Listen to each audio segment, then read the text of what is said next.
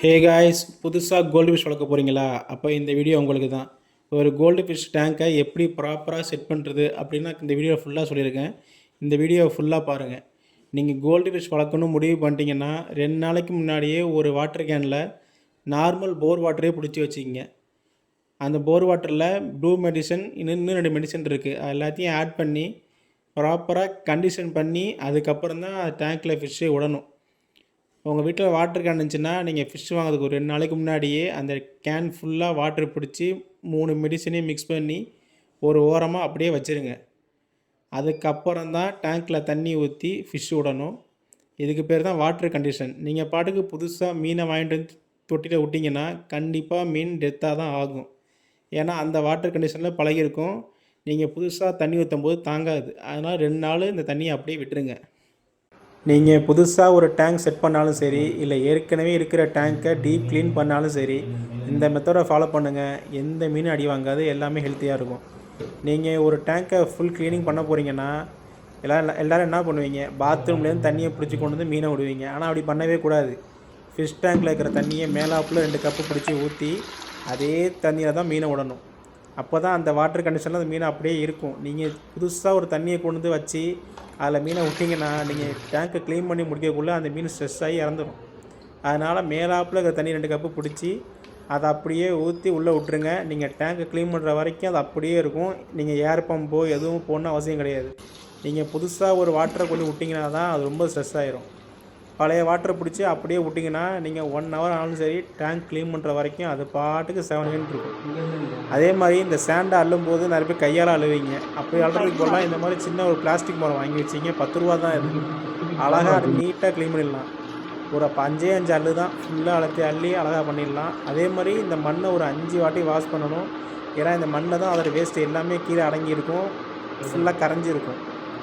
உங்களால் முடிஞ்ச வரைக்கும் ஃபிஷ் டேங்க் அந்த ஸ்டாண்டு மேலேயே வச்சு க்ளீன் பண்ணுங்கள். ஏன்னா அதான் சேஃப்டி. என்னோடய டேங்க்கு சின்னது, ஒரு 25 லிட்டர் தண்ணி தான் பிடிக்கும். அதனால் நான் பாத்ரூமில் கொண்டு போய் வச்சு க்ளீன் பண்ணிட்டேன் ஃபுல்லாக. அதே மாதிரி மண்ணையும் நல்லா அலசிட்டேன். ஒரு 5-6 வாட்டி நல்லா அலசி எடுத்துட்டேன். அதில் இருக்கிற எல்லா அழுக்கையும் ஃபுல்லாக எடுத்தாச்சு. அவ்வளோ தண்ணி மங்கலாக இருந்துச்சு போட்டு அலசும்போது. ஒரு 5-6 அலசினதுக்கப்புறம் தண்ணி கிறிஸ்டல் க்ளீனாக இருக்கும். அதுக்கப்புறம் தான் எடுத்து டேங்க்லேயே போடுவேன். போட்டதுக்கப்புறம் அலங்காரம் பண்ணுறதுக்கு சுமார் 5-6 ட்ரீ இந்த செராமிக் ரிங்ஸில் ஒரு 10-15 எடுத்து போடுவேன். ஏன்னா அது தண்ணியை ப்யூரிஃபை பண்ணும். மற்ற ஸ்டோன் போடுறதுக்கு இது எவ்வளோ பரவாயில்ல. அதே மாதிரி இந்த ஆர்டிஃபிஷியல் கலர் ஸ்டோன் இருக்கும்ல, கலர் கலராக இருக்கும்ல பார்க்க அழகாக, அதை மட்டும் எக்காரணத்துக்கு கொண்டு போட்டுறாதீங்க. வேஸ்ட்டு, சுத்த வேஸ்ட்டு. அப்புறம் பிடிச்சி வச்ச தண்ணி, நம்ம 2 நாளைக்கு முன்னாடி தண்ணி பிடிச்சி வச்சோம்ல, அந்த தண்ணியை பிடிச்சி நீங்கள் தண்ணியை ஃபில் பண்ண ஆரம்பிச்சிடுங்க. தண்ணியை ஃபில் பண்ணுறதுக்கு அப்படியே ஊற்றிடாதீங்க. நீங்கள் பண்ண அலங்காரம் எல்லாம் நாசமாக போயிடும். உள்ளே ஒரு கவரை போட்டு அந்த கவர் மேலே பொறுமையாக தண்ணியை அப்படியே இறக்கிக்கிட்டே வந்தீங்கன்னா நீங்கள் பண்ண டெக்கரேஷன் அப்படியே கலையாமல் அது பாட்டுக்கு செவனேன்னு இருக்கும். அப்படியே கொஞ்சம் கொஞ்சமாக ஊற்றுனீங்கன்னா கவர் மேலே வந்துடும். அப்படியே அழகாக எடுத்துடலாம். நீங்கள் பண்ணால் எதுவும் வீண் போகாமல் அப்படியே இருக்கும். அதுக்கப்புறம் நீங்கள் கொஞ்சம் கொஞ்சமாக ஃபிஷ் எல்லாத்தையும் ஆட் பண்ணிடுங்க. பண்ணிங்கன்னா கடைசியில் இந்த மாதிரி தான் இருக்கும். நான் சிம்பிளாக தான் பண்ணியிருப்பேன். சாண்டு, செராமிக் ரிங்கு, கொஞ்சம் 5-6 ட்ரீ போட்டு நான் செட் பண்ணி வச்சுருப்பேன். அது என் பொண்ணு ஆசைப்பட்டா. அதனால் அடுத்தது இதுவும் ரொம்ப ரொம்ப முக்கியமான ஸ்டெப்பு. தயவு செஞ்சு ஃபாலோ பண்ணுங்கள். பண்ணாமல் விட்டுறாதீங்க. உங்கள் டேங்க்கில் இருக்கிற ஃபில்ட்ரு மோட்டரை பாட்டாக கழட்டி நல்லா க்ளீன் பண்ணிவிட்டு உள்ளே ஒரு பிளாக் கலர் ஸ்பாஞ்ச் இருக்கும். அந்த ஸ்பாஞ்சை பாதிக்கு பாதி கட் பண்ணி உள்ளே அமுக்கிடுங்க. உள்ளே அமுக்கிட்டு மேலே ஃபுல்லாக செராமிக் ரிங்ஸ் அடிக்கிறீங்க. நான் டேங்க்கில் போட்டேன்னா அலங்காரத்துக்காக அந்த செராமிக் ரிங்ஸ் தான் இதுவும். அதை அப்படியே நல்லா வாஷ் பண்ணி மேலே ஃபுல்லாக அடுக்கி வச்சுட்டு க்ளோஸ் பண்ணி டேங்க்கில் மாட்டிடுவேன். இது என்ன வேலை பண்ணுன்னா தண்ணியை கீழேருந்து எடுத்து மேலே மீனுக்கு அனுப்பும் ஆக்சிஜனாக. நல்ல ஒரு ப்யூரிஃபையாக இருக்கும். தண்ணியை கிறிஸ்டல் கிளியராக வச்சுருக்கோம். அப்படியே ஒரு மாதத்துக்கு 2 டைம் க்ளீன் பண்ணால் போதும். அவ்வளோ க்ளீனாக வச்சுருக்கோம் தொட்டியே. அது ஒரு மெயின்டெனன்ஸ் ஃப்ரீன்னு வச்சுக்கிங்களேன். அவ்வளோ ஒரு நல்லாயிருக்கும் பார்க்குறதுக்கு. தண்ணி எப்பயுமே தண்ணி கிளியராக இருக்கும். அதனால் இதை கண்டிப்பாக மறக்காமல் பண்ணிடுங்க.